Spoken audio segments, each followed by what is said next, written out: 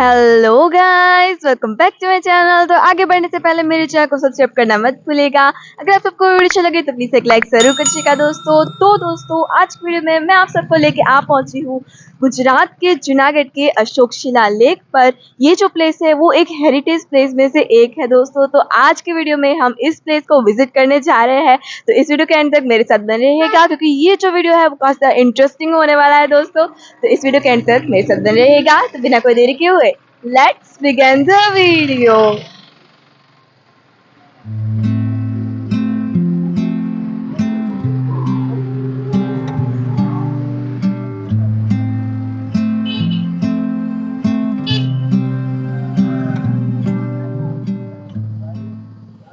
तो दोस्तों, सबसे पहले यहाँ पर अंदर एंटर होने के लिए टिकट खरीदनी पड़ती है। तो यहाँ पर भारतीय नागरिक के लिए 25 रुपये और विदेशी नागरिक के लिए 300 रुपये टिकट है, और 15 साल से कम उम्र के बच्चों का प्रवेश निःशुल्क है।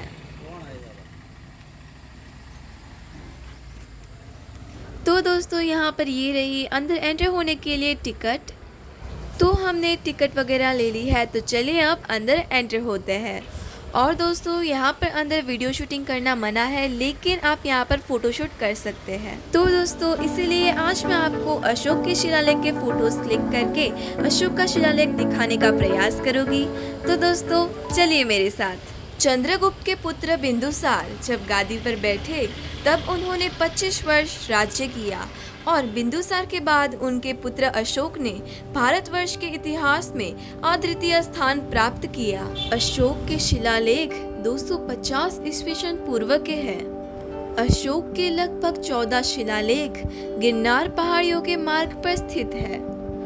यह शिलालेख एक विशाल पत्थर है और पाली भाषा में ब्राह्मी लिपि में की गई नक्काशी लालच और पशु बलि के प्रतिरोध का उल्लेख करती है, और विचार की शुद्धता, सोच में धर्मनिरपेक्षता, दया और कृतज्ञता के सिद्धांतों को भी दर्शाती है।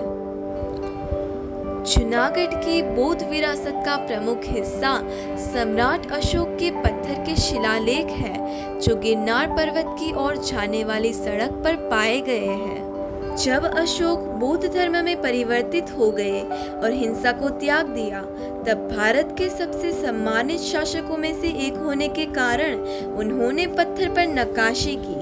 सम्राट अशोक के समय में भारत राष्ट्र बहुत ही विशाल था। अशोक ने अलग अलग जगहों पर शिलालेख बनवाए, जैसे कि पश्चिम में अफगानिस्तान में, पूर्व में बांग्लादेश में और दक्षिण में आंध्र प्रदेश में। इन शिलालेखों में एक सदाचारी जीवन जीने, दूसरों का सम्मान करने और एक न्यायपूर्ण समाज बनाने के उपदेश लिखवाए थे। इस शिलालेख में जो उपदेश दिए गए हैं वो 2300 साल पुराने हैं। इस अभिलेख से प्रकट होता है कि अशोक ने पशु और मनुष्य की चिकित्सा की व्यवस्था न केवल अपने ही राज्य में, इसके अलावा अपने सीमावर्ती राज्यों में भी की। इसके लिए औषधियों से संबंध रखने वाले वृक्ष, मूल और फल भी लगवाए। इस अभिलेख से अशोक के जनहित के कार्य पर प्रकाश पड़ता है। इस अभिलेख में चोल, पांड्य, सतीपुत्र, केरलपुत्र और ताम्रपर्णी का उल्लेख सीमावर्ती राज्यों के रूप में हुआ है। ये सभी अशोक के दक्षिण सीमावर्ती राज्य थे। इस शिलालेख में अशोक ने अपने पूर्वी और उत्तरी सीमा का कोई उल्लेख नहीं किया है। माना जाता है कि उत्तर में हिमालय तक, पूर्व में बांग्लादेश तक, उत्तर पश्चिम में अफगानिस्तान और यमन तक सम्राट अशोक का साम्राज्य था। और अगर इस अभिलेख के लास्ट कंक्लूजन पर पहुंचे तो हमें ये पता चलता है कि 3री सदी ईस्वी पूर्व में मौर्य सम्राट अशोक का शासन सौराष्ट्र क्षेत्र में स्थापित था। इसकी प्रामाणिकता जूनागढ़ गिरनार के प्रसिद्ध 14 शिलालेखों द्वारा मिलती है।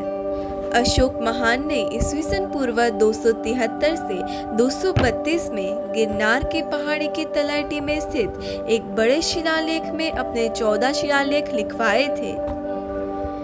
इस शिलालेख पर प्राचीन भारतीय इतिहास के 2 अन्य महान शासकों महाक्षत्रप रुद्रदमन और स्कंदगुप्त के अभिलेख भी लिखे गए हैं।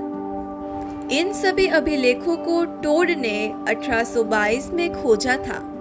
यह सभी शिलालेख पश्चिमी बोली, उज्जैनी तथा ब्राह्मी लिपि में लिखे गए थे, जिसमें पशुओं के वध निषेध, मनुष्य व पशुओं की चिकित्सा सुविधा, माता पिता को सम्मान, जीवन यापन में प्रेम भावना, जीवों के प्रति दया भाव, राजधर्म का पालन, जनता के कार्यों में पारदर्शिता, प्रत्येक समुदाय का ध्यान, शिकार का निषेध, वृद्धों की धार्मिक यात्रा को महत्ता, बड़ों के प्रति शिष्टता, जीवन व्यापन के लिए सदाचार का पालन, वाणी पर संयम, क्षमा करने की नीति का पालन इत्यादि से संबंधित विविध राज आज्ञाएं हैं।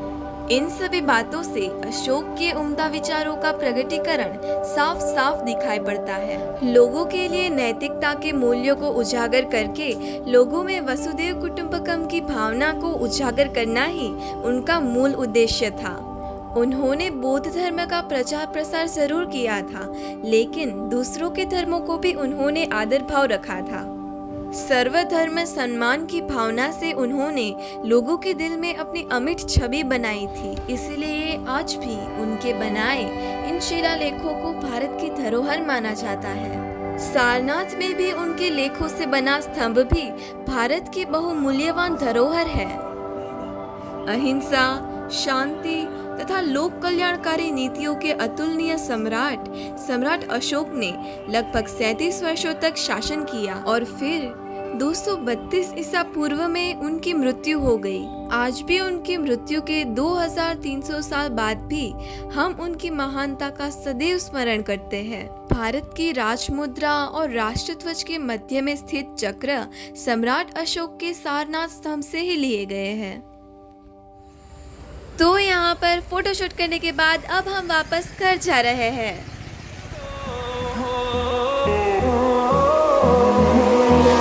Finding life along the way, melodies we haven't played. तो दोस्तों, अगर आप सबको आज का वीडियो अच्छा लगा हो तो मुझे कमेंट में जरूर बताएगा। लाइक और शेयर करना मत भूलिएगा और जल्दी से जाकर मेरे चैनल को सब्सक्राइब भी जरूर कीजिएगा दोस्तों। तो दोस्तों, आज को इतना ही। अब मिलते हैं नेक्स्ट वीडियो में ऐसी और नई जानकारी के साथ। तब तक के लिए बाय बाय।